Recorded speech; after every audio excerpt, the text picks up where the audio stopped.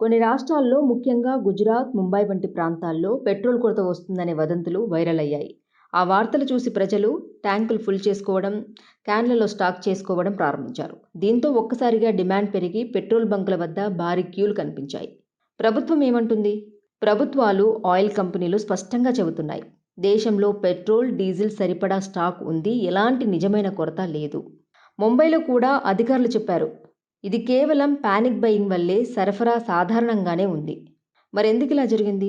Social మీడియాలో fake news, మధ్యప్రాచ్య ఉద్రిక్తతలపై భయం, కొంతమంది తప్పుడు సమాచారం పంచడం, ఇవన్నీ కలిపి ప్రజల్లో ఇప్పుడే తీసుకోకపోతే దొరకదు అనే భయం పెంచాయి. సింపుల్గా చెప్పాలంటే కొరత లేదు, కానీ భయంతో ఎక్కువగా కొంటే పెట్రోల్ బంకుల వద్ద క్యూలు పెరుగుతున్నాయి. అదే నిజమైన సమస్యలా కనిపిస్తుంది. దేశంలో పెట్రోల్ కొరత అంటూ సోషల్ మీడియాలో వైరల్ అవుతున్న వార్తలతో ప్రజలు భయంతో పెట్రోల్ బంకుల వైపు పరుగులు తీస్తున్నారు. అయితే ప్రభుత్వాలు స్పష్టం చేస్తున్నాయి, ఎలాంటి కొరత లేదు, సరిపడా నిల్వలు ఉన్నాయి, కేవలం వదంతుల వల్లే ఈ రద్దీ ఏర్పడింది. ప్రజలు అప్రమత్తంగా ఉండాలని అధికారులు సూచిస్తున్నారు.